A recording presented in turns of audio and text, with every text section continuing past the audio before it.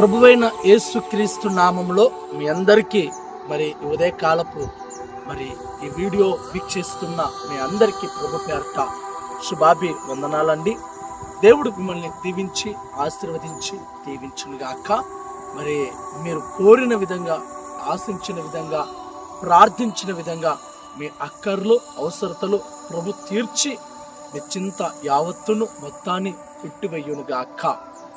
నా ప్రియ సహోదరి సహోదరుడా, ప్రతిరోజు కూడా దేవుని వాక్కు మనతో మాట్లాడుతూ వాక్యం నుండి, లేఖనాల నుండి అనేక విషయాలు తెలియపరుస్తూ మరి ఈ విధంగా మనల్ని బలపరుస్తున్నటువంటి దేవాది దేవునికి నిత్య మహిమ ఘనత ప్రభావములు ఆయనకు మాత్రమే కలుగునుగాక. అయితే నా ప్రియ సహోదరి సహోదరుడా, ఈరోజు కూడా దేవుని వాక్కు మరి విడుదలవుతుంది. ఈరోజు కూడా దేవుడు మనతో మాట్లాడాలని ఇష్టపడుతున్నాడు. ఎందుకంటే మనుషులు మాట్లాడినప్పుడు మనకు ఎంతో అంత మరి ఊరటనిస్తుంది, బలాన్నిస్తుంది, ఆదరించినట్లుగా అనిపిస్తుంది, బలపరిచినట్లుగా అనిపిస్తుంది, ఏదో తెలియని కొండంత ధైర్యం కలిగినట్లుగా మనకు పలుమార్లు అనిపిస్తుంది. కేవలం మనుషులు మాత్రమే మనతో మాట్లాడినప్పుడు, పలకరించినప్పుడు, మన యొద్ద కూర్చొని కొద్దిసేపు ముచ్చటించినప్పుడు ఈ విధమైనటువంటి ఆ యొక్క అనుభవం లేదా ఫీలింగ్స్ ఏ విధంగా కలిగినప్పుడు మరి సాక్షాత్తు దేవుడే తన దాసుని ద్వారా అనేక విషయాలు మాట్లాడుతూ ధైర్యపరుస్తూ బలపరచబడుతున్నప్పుడు మనము మరింతగా వాటి యందు మనసుంచిన ఎడల మరలా దేవుని చేత ఆదరించబడి బలపరచబడి ఈ లోక శ్రమలు, శోధనలు, కష్టకాలాలు, నష్టాలు ఎన్ని కలిగినా సరే వాటిలో ఓర్పు సహనం కలిగి ముందుకే వెళ్తాం. అయితే నా ప్రియ సహోదరి సహోదరుడా, ఈరోజు దేవుని వాక్కు ఏదనగా, పాపమును ఒప్పుకున్న ఆ స్త్రీ ఎవరు? పాపమును ఒప్పుకున్నటువంటి ఆ స్త్రీ లేదా పాపమును ఒప్పుకున్నటువంటి స్త్రీ ఎవరు? ఈరోజు గమనించండి, సర్వసాధారణంగా పాపము చేస్తుంటారు, తప్పులు చేస్తుంటారు, మోసాలు చేస్తుంటారు, దొంగతనాలు చేస్తుంటారు, అన్ని విధాలైనటువంటి పాపము ఒప్పులు అన్నిటిని చేసి మరి పట్టుబడినప్పుడు, మరి పట్టుకున్నప్పుడు అప్పుడు వాళ్ళ నోట నుండి వచ్చే మాట ఏంటో తెలుసా అండి? అబ్బే, నేను ఏ తప్పు చేయలేదు, నేను ఏ పాపము చేయలేదు, వాడే చేశాడు, అదే చేసింది, వాడు చేయమంటేనే నేను చేశాను, వీళ్ళు చేయమంటేనే చేశాను అనే ఈ విధమైనటువంటి సాకులు చెప్పుతూ మరి మనకు మనమే సమర్థించుకుంటూ మాటను దాటి వెళ్ళిపోతుంటామండి. కానీ చేసిన తప్పును ఒప్పుకుంటే కాస్తో కోస్తో మరి ప్రయాశ్చితానికి సంబంధించిన శిక్ష మరొకటి లేదు. నువ్వు తప్పు చేసావా అనుకో, వారందరి ఎదుట మరి ఆ తప్పును నేను చేసింది తప్పే, వాస్తవమే, నా పరిస్థితులు, నా స్థితిగతులను బట్టి ఈ విధమైనటువంటి తప్పు చేయవలసి వచ్చింది అని నువ్వు గనుక ఎక్స్ప్లెనేషన్ ఇవ్వగలిగితే మరి మోసగించబడినటువంటి ఆ వ్యక్తులు మరి కాస్తో గీస్తో నేను 2 దెబ్బలు కొట్టో, మందలించో, టేషన్ పట్టించో ఏదో ఒక రకంగా వదిలేస్తారు. అలా కాదని నువ్వు తప్పు చేసి, నువ్వు దొంగతనం చేసి, నువ్వు మోసం చేసి, నువ్వు అందరి మీద మరి అన్యాయపు పలుకులు పలికి ఈరోజు నువ్వు దొరికినవనుకో, నువ్వు దానిని కూడా సమర్థించుకుంటూ ఆ తప్పును ఒప్పుకోక, ఆ పాపమును ఒప్పుకోక కప్పుకుంటే మరి దాని 10వ స్థానము తీవ్రంగా ఉంటుందని. అందుకనే ఈరోజు దేవుడు హెచ్చరిస్తున్న మాట ఏంటంటే, నువ్వు చేసిన తప్పు ఎలాంటిదైనా సరే, అది ఎంతటిదైనా సరే, ఇంతవరకు చేసిన తప్పులను అన్నిటినీ ప్రభు ఎదుట ఒప్పుకొని విడిచిపెట్టి ప్రయాశ్చిత్తపు పడితే దేవుడు వాటన్నిటిని బట్టి మరి నిన్ను క్షమించి, ఎందుకంటే నువ్వు పడిన ప్రయాశ్చిత్తం, నువ్వు కార్చిన కన్నీళ్ళు, నువ్వు మొర్రపెట్టిన మొర్ర, నువ్వు అడిగినటువంటి ఆ యొక్క క్షమాభిక్షను బట్టి దేవుడు క్షమించి నేను ఒక మంచి మనిషిగా మార్చడానికి అవకాశాలు ఉంటాయి. అయితే పరిశుద్ధ గ్రంథంలో కూడా మరి తప్పును ఒప్పుకున్నటువంటి ఒక స్త్రీ కనపడుతుందండి.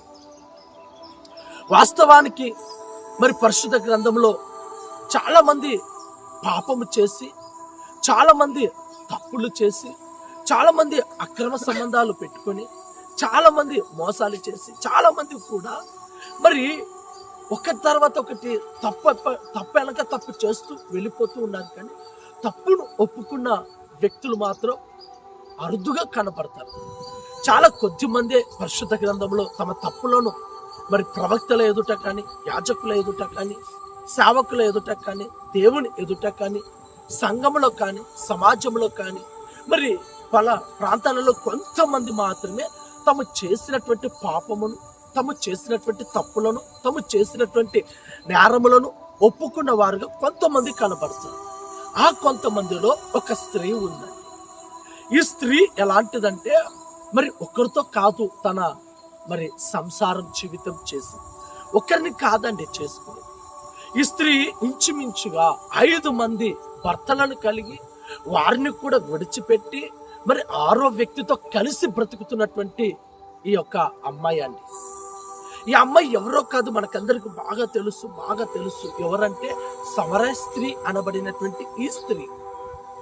యేసు ప్రభు మరి అనేక ప్రాంతాలలో పరిచర్య చేసుకుంటూ, అనేక ప్రాంతాలు తిరుగుతూ మరి ఒక ప్రాంతానికి వచ్చినప్పుడు ఆ ప్రాంతంలో మరి బావి వద్ద మరి అక్కడ ఒక బావి కనపడుతుంది. ఆ బావి వద్దకే సమరయ స్త్రీ అనబడినటువంటి ఆ స్త్రీ మరి ఆ బావి దగ్గరకు వచ్చి నీళ్లు చేదుకొని మరి ఆ కుండలో నీళ్లు తీసుకొని తన ప్రాంతానికి వెళ్ళిపోయేది. ఒకసారి గమనించండి, యూదులకు కానీ, రోమ వాళ్ళకు కానీ, మరి సమరయులకు కానీ, పరిసయ్యులకు కానీ పొంతన ఉండేది కాదండి. సమరయ స్త్రీ అనగా వెలువేయబడినటువంటి వారు, సమరయులు అనగా త్రూచివేయబడినటువంటి వారు. సమరయ స్త్రీలు లేదా సమరయులు అనగా అందరితో లేదా సమాజంతో, మనుషులతో కలపబడిన వారు కాదు. వారు ఒక ప్రత్యేకించబడిన వారు, వారు వెలువేయబడిన వారు, వారు తృణీకరించబడిన వారు, వారు త్రోసివేయబడిన వారు. వారికి సమాజంలో కలిసి తిరిగే హక్కు లేదు, సమాజంలో కలిసి బ్రతికే అర్హత వాళ్ళకు లేదు. ఎందుకంటే వారు చేసినటువంటి పాపములను కావచ్చు, లేదా వారి పితరులను బట్టి వారికి వచ్చినటువంటి ఆ శాపము కావచ్చు, వాటి వల్ల మరి సమరయులు వారు మరి ప్రత్యేకించబడినటువంటి ఒక మరి మూలన ఉన్నటువంటి ప్రాంతము, గ్రామం అండి.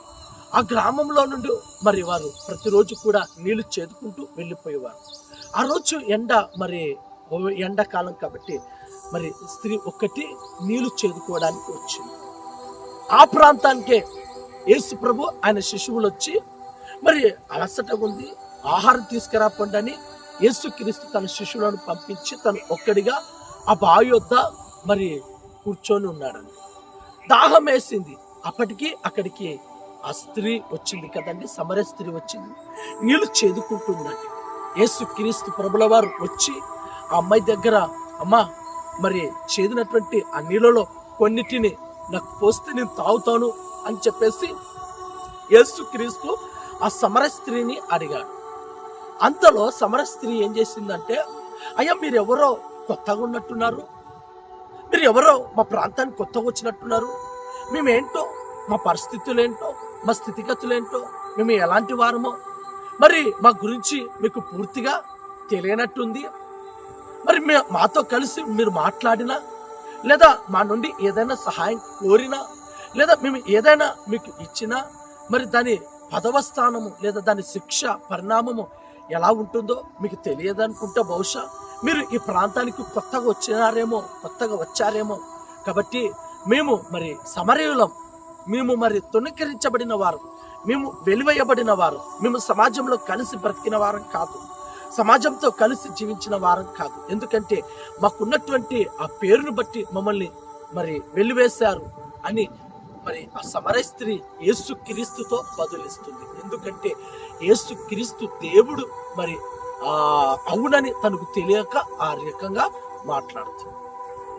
మేము మాతో కలిసి మాట్లాడడానికి, మరి మాతో కలిసి సహాయం పొందడానికి మేము వెలివేయబడిన వారం అని ఎప్పుడైతే ఆ సమరయ స్త్రీ చెబుతుందో వెంటనే యేసుక్రీస్తు నోటిలోని మాట తీసుకొని మరి ఆ స్త్రీతో చెప్తున్న మాట ఏంటంటే, అమ్మా దాహము అడుగుతున్నది ఎవరో నీకు తెలియదు, నువ్వు ఇచ్చే దాహము ఇదిగో ఈ కొద్దిసేపటికి ఆ దాహం తీరుతుంది, నువ్వు పోసే ఈ నీళ్ళ దాహము కొంత సమయం మాత్రమే మరి దాహం తీరుతుంది, మరలా దాహం వేస్తుంది. కానీ నేను ఇవ్వబోతున్నటువంటి ఈ నీళ్లు నువ్వు త్రాగావంటే, ఈ జీవజలము నువ్వు తాగావంటే మరి అన్నిటికీ నీవు దప్పిక కొనక మరి తృప్తి కలిగినటువంటి వ్యక్తిగా నువ్వు ఉంటావు. అని చెప్పి బదులుగా మరి దేవుడు అంటున్నాడు కదా, నువ్వెవరో నాకు తెలుసు, నువ్వెవరో నాకు తెలుసు, నీ పరిస్థితులు ఏంటో నాకు తెలుసు, నీ స్థితిగతులు ఏంటో నాకు తెలుసు, నువ్వు ఉన్నటువంటి ప్రజెంట్ పరిస్థితి ఎలాంటి స్థితి ఉన్నావో నాకు తెలుసు, నువ్వు ఏ స్థితిలో చెప్తున్నా అన్నప్పుడు ఆ సమరయ స్త్రీ చెప్పండి అన్నప్పుడు మరి యేసుక్రీస్తు అంటున్నాడు, నువ్వు 5 మంది పెనిమిటితో కలిసి బ్రతికిన దానము, 5 మంది వ్యక్తులతో ఉన్న దానం, కానీ 5 మందిని కూడా నువ్వు విడిచిపెట్టి ఇప్పుడు ప్రజెంట్గా 6వ వ్యక్తితో నువ్వు ఉన్నావు అంటున్నావా నా ప్రియ సహోదరుడా? 5 మందితో కలిసి జీవించి 5 మందితో సహజీవనం కొనసాగించి ఇప్పుడు 5 మందిని వద్దనుకొని ఈ 5 మందిని వదిలేసి 6వ వ్యక్తి దగ్గర నువ్వు ఉంటూ 6వ వ్యక్తి దగ్గర నువ్వు నీ యొక్క జీవితాన్ని కొనసాగిస్తున్నావు అనే విషయాన్ని ఎప్పుడైతే యేసుక్రీస్తు ప్రభుల వారు ఆ తల్లి గురించి చెప్పాడో ఆ తల్లిలో మరి ఒక తెలియని కదలిక ప్రారంభించబడిందండి. ఎందుకు ఈ మాట చెప్తానంటే, ఆ స్త్రీ యేసుక్రీస్తుతో అంటే యేసు ప్రభు దేవుడు కాదని మామూలు మనిషి అని అనుకొని మేము ఎలాంటి వారము, మాతో మాట్లాడకూడదు కదా, మా పరిస్థితులు ఏంటి, మా స్థితిగతులు ఏంటి, మేము మరి మా గురించి పూర్తిగా నీకు తెలియదు అని యేసుక్రీస్తు చెప్పిన మాటను బట్టి యేసుక్రీస్తు నువ్వు ఎలాంటి వాడవో నాకు బాగా తెలుసు, నువ్వు ఎలాంటి వ్యక్తివో నాకు బాగా తెలుసు, నీ పరిస్థితి ఏంటో నాకు బాగా తెలుసు, నువ్వు ఉన్నటువంటి స్థితి ఏంటో నాకు బాగా తెలుసు, కాబట్టి ఇప్పుడు నీవు మరి 5 మందిని పెన్మిటితో కలిసి బ్రతికిన దానవు ఇప్పుడు 5 మందిని కూడా విడిచిపెట్టి 6వ వ్యక్తితో కలిసి ఉంటున్నావు, ఇప్పుడు ఉన్నవాడు కూడా నీవాడు కాదు. ఎప్పుడైతే ఈ విషయాన్ని యేసుక్రీస్తు ప్రభుల వారు ఆ సమరయ స్త్రీతో చెప్పాడో ఆ సమరయ స్త్రీ ఏమనుకుందంటే, మరి యేసుక్రీస్తు కాదనుకొని బహుశా ప్రవక్తనేమో అని అనుకొని ఇంకను కొన్ని విషయాలు యేసుక్రీస్తుతో మాట్లాడడం కొనసాగించింది. ఇంకా పోలడని విషయాలు, చాలా విషయాలు సమరయ స్త్రీ గురించి మరి చక్కగా యేసుక్రీస్తు ప్రభుల వారు మరి తన జీవితము, తన పుట్టుక, తన పరిస్థితులు అన్నిటిని గురించి కూడా మాట్లాడుతూ వస్తూ ఉన్నాడు. అప్పుడు కొంత సమయానికి సమరయ స్త్రీకి ఒక ఆలోచన కలిగింది. ఏంటి మా పరిస్థితి ఏంటి, మా స్థితిగతి ఏంటి, మేము ఉంటున్నటువంటి స్థితి ఏంటి, మా గురించి ప్రాముఖ్యంగా నా గురించి ఇంత తేట తెల్లగా చెప్తున్నారే, ఎక్కడ పొల్లు తప్పిపోవడం లేదే, చెప్పే ప్రతి విషయం కరెక్ట్గా చెప్తున్నాడే, ఈయన ప్రవక్త కాదు, ఈయన నిజమైనటువంటి లోకరక్షకుడు. వింటున్నారా నా ప్రియ సహోదరుడా? యేసుక్రీస్తు నీ స్థితిని చెప్పేవాడు, నీ పరిస్థితిని చెప్పేవాడు, నువ్వు ఉన్నటువంటి స్థితిలో ఎలా బ్రతుకుతున్నావో తెలియచేసేవాడు, నీ పరిస్థితులన్నిటిని మార్చేవాడు, ఏడుస్తున్న ఏడుపును తొలగించేవాడు, అవమానాలు తొలగించేవాడు, నిందలు తీసివేసేవాడు, నష్టాన్ని పూడ్చేవాడు, నలుగురిలో నవ్వుల పాలైనటువంటి నిన్ను అదే నలుగురిలోనే తల ఎత్తుకొని తిరిగేటట్టుగా చేసేవాడు. ఎప్పుడో తెలుసా, నువ్వు చేసిన తప్పును, పాపమును, నువ్వు చేసిన మోసాన్ని, దొంగతనమును, నువ్వు చేసిన అక్రమాల అన్నిటినీ ప్రభు ఎదుట ఒప్పుకొని విడిచిపెట్టినప్పుడు మాత్రమే ఇవన్నీ జరుగుతాయి. కానీ ఈరోజు చాలా మంది పాపమును ఒప్పుకుంటున్నారు, తప్పును ఒప్పుకుంటున్నారు, చేసిన మోసాలను ఒప్పుకుంటున్నారు, దొంగతనాలు చేసామని ఒప్పుకుంటున్నారు, కానీ వాటిని విడిచిపెట్టడం లేదు, వాటిని మర్చిపోవడం లేదు. మరలా ఆ తప్పును, మరలా ఆ మోసములను, మరలా ఆ దొంగతనములను, మరలా అక్రమ సంబంధాలను, మరలా తాగుడు, మరలా తిరుగుడు, మరలా వ్యభిచారానికి, మరలా డ్రగ్స్కి, మరలా చెడు వ్యాపారాలకు ఇలా అలవాటు పడిపోతూనే ఉన్నాము. కానీ చేసిన పాపములో ఒప్పుకొని ప్రయాచితపు పడి కన్నీళ్లు విడిచి దేవుని పాదాల మీద పడి పాపమును ఒప్పుకొని పెట్టడం లేదు. అలా విడిచిపెట్టకపోతే దాని 10వ స్థానము మరి మనము నిత్య నరకాగ్నికి పాత్రులుగా మారిపోతాం. కాబట్టి నా ప్రియ సహోదరుడా, దేవుడు నీ జీవిత రహస్యము తెలిసినవాడు, నీ బ్రతుకేంటో తెలిసినవాడు, నువ్వు జీవిస్తున్న జీవితం ఏంటో తెలిసినవాడు. ఎవరు చూడడం లేదులే, ఎవరికి కనబడడం లేదులే, ఎవరు చూడలేరులే, ఎవరు పట్టించుకోలేరులే, నేను నటిస్తున్నానులే, నేను భయపట్టిస్తాను, నేను గట్టిగా మాట్లాడతాను, నన్ను నిలదీసేవారు ఎవరు లేరులే అని నువ్వు లోలోపట భ్రమ పడుకుంటూ తప్పు వెనక తప్పు, పాపం వెనక పాపము, మోసం వెనక మోసము, మరి అన్యాయపు మాటల చేత త్రాగుతూ తిరుగుతూ సుఖిస్తూ ఇలాంటి జీవితాన్ని గడుపుతూ పాపానికి అలవాటు పడి మరి దాన్ని సమర్థించుకుంటూ నువ్వు ఎంతకాలం బ్రతుకుతావో బ్రతుకు.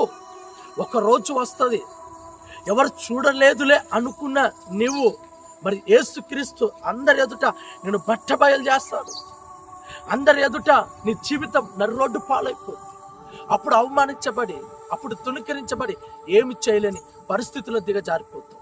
అలాంటి పరిస్థితి రాకమునిపై పాపమును ఒప్పుకొని తప్పును విడిచిపెట్టి దేవుని పాదాల మీద పడి ప్రయాశ్చిత్తపు పడితే నీకు రావాల్సినటువంటి శిక్షను, నీకు రావాల్సినటువంటి ఆ యొక్క రెండవ మరి అతి వేదనకరమైనటువంటి స్థలమును, మరణాన్ని తప్పివేసి ఇదిగో యుగ యుగములు సంతోషముతో ఆనందముతో ఆకలి దప్పిక లేనటువంటి ఆ యొక్క దేవుని సన్నిధిలో సూర్యచంద్రులు లేనటువంటి బంగారు వీధులలో నడిచే జీవ కిరీటం, జీవజలం, జీవ ఫలము భుజించగలిగినటువంటి దేవుని యొక్క విందులో నువ్వు పాలు పంచుకోపోతున్నావు. మరి తప్పు నొప్పుకో, పాపంను విడిచిపెట్టు, తాగుడు మానుకో, తిరుగుడు మానుకో, వ్యసనాలు విడిచిపెట్టు, బుద్ధిగా బ్రతుకు, మంచిగా బ్రతుకు. దేవుడు నీ జీవితాన్ని వెలుగుగా చేస్తాడు. చూడండి, సమరయ స్త్రీ మరి చెప్పిన యేసుక్రీస్తు చెప్పిన ప్రతి మాట సమరయ స్త్రీ చక్కగా విని మరి గుర్తెరిగి, నిజమే ప్రభువా, నువ్వు చెప్పిందంత వాస్తవమే, నువ్వు ఏదైతే చెప్పావో అది కరెక్టే అని తన పాపమును తన బుద్ధిని బట్టి మరి ఆ కుండను అక్కడ విడిచిపెట్టి సమరయ అంటే తను నివసిస్తున్న ఆ గ్రామంలోకి వెళ్ళి ఆ గ్రామంలో ఉన్నటువంటి సకల ప్రజలందరికీ కూడా తనతో మాట్లాడినటువంటి యేసుక్రీస్తు గురించి చెప్పి వాళ్ళందరినీ పోగేసుకొని యేసు దగ్గరికి వచ్చి మరి యేసుక్రీస్తు ప్రభుల వారితో మాట్లాడుతున్నారు గ్రామస్తులు అందరూ. మొదటగా సమరయ స్త్రీ మాత్రమే తనతో మాట్లాడింది. తనలో జరిగినటువంటి పరిస్థితులను పూసగుచ్చినట్లుగా దేవుడు బయలుపరిచే బాటికి ఇప్పుడు ఈ స్త్రీ ఏం చేసిందంటే వెళ్ళి సమరయ ప్రాంతంలో ఉన్న వారిని అందరినీ కూడా తీసుకొచ్చింది. ఇప్పుడు యేసుక్రీస్తు సమరయ స్త్రీతో పాటు సమరయులు అందరితో కూడా మాట్లాడుతున్నారు. వాళ్ళ పరిస్థితులు, స్థితిగతులు అన్ని చెప్తూ వస్తున్నారు. మరి వాటన్నిటిని విన్నటువంటి సమరయులు అందరూ కూడా, పురుషులేమి, స్త్రీలేమి, పెద్దవాళ్ళేమి, చిన్నవాళ్ళేమి, అధికారులేనేమి, అందరూ కూడా యేసుక్రీస్తు చెప్పిన మాటలను బట్టి వారు గుర్తెరిగి నిజంగా ఈయన ప్రవక్త కాదు, నిజంగా ఈయన సేవకుడు కాదు, నిజంగా ఈయన యాజకుడు కాదు, అంతకు మించి ఈయన లోకాన్ని ఏలే నిజమైనటువంటి రక్షకుడు, మనలందరినీ పాపములో నుండి రక్షించడానికి వచ్చినటువంటి క్రీస్తు యేసు దేవుడు అని సమరయ స్త్రీ వైపు చూస్తూ, అమ్మాయి ఇంతవరకు నువ్వు చెప్పింది ఏంటో కానీ మేము విన్నాం, కానీ ఈరోజు మేము కనులారా యేసు ప్రభుని చూస్తున్నాం, కనులారా ఆయన వైపు చూస్తున్నాం. ఆయన చెప్పే ప్రతి మాట నిజంగా మా మనసులకు హత్తుకున్నాయి. కాబట్టి నువ్వు చెప్పిన మాటను కాక మా మటుకు మేము విని మా మటుకు మేము తెలుసుకున్నాం. కాబట్టి ఇప్పటి నుంచి ఈయననే నిజమైన లోక రక్షకుడు, ఇంకా మేము పాపమును విడిచిపెడతాము అని చెప్పి పాపమును వదిలేసినటువంటి సమరయ ప్రాంత వాసులందరూ మరి పాపమును వదిలిపెట్టేశారండి. కేవలం యేసుక్రీస్తు సమరయ స్త్రీలో ఉన్నటువంటి ఆ యొక్క లక్షణాలు తెలియదనుకుంది ఆ స్త్రీ. ఈయనకేం తెలుసు, మేము ఎలాంటి వాళ్ళం, ఎలాంటి స్థితిలో ఉన్నాం, వెలివేయబడిన వాళ్ళం కదా, మా పరిస్థితి తెలియదు, మా స్థితి తెలియదు, మాతో మాట్లాడితే నువ్వు కష్టాలు కొని తెచ్చుకుంటావు అన్నటువంటి ఈ యొక్క అమ్మాయి జీవిత చరిత్ర, జీవిత రహస్యాలంతటిని యేసుక్రీస్తు ప్రభువారు బయలుపరిచేపాటికి మరి ఆ స్త్రీ చేసినదంతా వాస్తవమే, నిజమే, నేను నిజంగా అలాంటి దాన్నే అని ఒప్పుకొని విడిచిపెట్టి మరి సమరయ ప్రాంతానికి వెళ్ళి సమరయులు అందరినీ, ప్రజలందరినీ పోగేసుకొని యేసుక్రీస్తు దగ్గరకు వచ్చి యేసు దగ్గర పాదాల మీద పడి ఇంకా అనేక విషయాలు కూడా అందరు తెలుసుకొని వారి నోటి నుండి వచ్చిన మాట, అమ్మాయి నీ మాట కాకోకుండా, నువ్వు చెప్పిన వాటి ప్రకారం కాకుండా మేమే స్వయంగా విన్నాం కాబట్టి మా మటుకు మేము సాక్ష్యం ఇస్తున్నాం, ఈయన నిజమైన లోక రక్షకుడు. వింటున్నారా నా ప్రియ సహోదరి సహోదరుడా? ఈరోజు దేవుని వాక్కు ఏదంటే, పాపమును ఒప్పుకున్న ఆ స్త్రీ ఎలాగైతే పాపమును విడిచిపెట్టిందో, నా పరిస్థితి తెలియదు, మాతో కలవకూడదు, మాతో మాట్లాడకూడదు, మమ్మల్ని పలకరించకూడదు, మా సహాయం కోరకూడదు అని ఎన్ని రకాలైనటువంటి మాటలు యేసుక్రీస్తు దేవునికి చెప్పిందో, యేసుక్రీస్తు దేవుడు మరి ఆ అమ్మాయి జీవిత చరిత్ర పరిస్థితులు అన్ని చెప్పినప్పుడు మరి అమ్మాయి వాస్తవమే, నిజమే, నేను పాపాత్మురాలను, నేను అలాంటిదానను అని చెప్పి దేవుని ఎదుట ఒప్పుకొని పశ్చాత్తాపపడి విడిచిపెట్టి వెళ్ళి తన ప్రాంత ప్రజలను కూడా పోగేసుకొని యేసు దగ్గరికి తీసుకువచ్చి వారు కూడా విని మరి తమ తప్పొప్పులను పాపములను ఒప్పుకొని విడిచిపెట్టి నిజముగా ఈయన లోక రక్షకుడు అని అంగీకరించిన వారు సమరయ ప్రాంత వాసులు. అదేవిధంగా ఈరోజు నీవు నేను కూడా మరి మనం చేసిన పాపములు ఎవరు చూడడం లేదులే, చేసిన దొంగతనాలు ఎవరు గమనించడం లేదులే, చేసిన మోసాలు ఎవరికి తెలియదులే అని చెప్పి నీవు మరలా తప్పెనక తప్పు చేసుకుంటూ మోసాలనక మోసాలు మరి తాగుడుతూ తిరుగుతూ ఎంజాయ్ చేస్తూ సంతోషంగా గడుపుతున్నావేమో. ఒకరోజు వస్తుంది, ఒకరోజు పట్టుబడతావు, ఒకరోజు నలుగురిలో తలదించుకుంటావు, ఒకరోజు జైలు పాలవుతాం, ఒకరోజు స్టేషన్ పాలవుతాం. మరి మనతో పాటు మన పిల్లలు, మన భార్య పిల్లలు కూడా, మన కుటుంబ సభ్యులు కూడా ఎంతో అవమానకరంగా, ఎంతో మరి ఎగతాళిగా, ఎంతో నర్రోడ్డున పడిన వారుగా మిగిలిపోతారు. కాబట్టి నా ప్రియ సహోదరి సహోదరుడా, 2 చేతులు జోడిస్తున్నాను. నువ్వు చేసిన తప్పులను పాపములను కప్పుకోక సమర్థించుకోక దానిని విడిచిపెట్టి మర్చిపోయి కన్నగా వదిలేసి ఒక నూతన జీవితాన్ని కలిగి, నూతన స్వభావం కలిగి నీవు బ్రతకాలి, జీవించాలి. అలా జీవించినప్పుడే దేవుడు మరి ఆ సమరయ ప్రాంత వాసులందరినీ క్షమించినట్లుగా ఈరోజు ప్రభు నిన్ను కూడా క్షమించబోతున్నాడు. నిన్ను కూడా క్షమించి నీకు ఒక కొత్త జీవితాన్ని ప్రభు ఇవ్వబోతున్నాడు, నీకు ఒక కొత్త పేరును ప్రభు ఇవ్వబోతున్నాడు. కాబట్టి నా ప్రియ సహోదరి సహోదరుడా, చేసిన తప్పులను ఒప్పుకున్నటువంటి వారముగా మనం ఉందుముగాక. ఈ యొక్క దేవుని వాక్కును మన హృదయాలలో భద్రపరిచి స్థిరపరచునుగాక. ఆమేన్, ఆమేన్.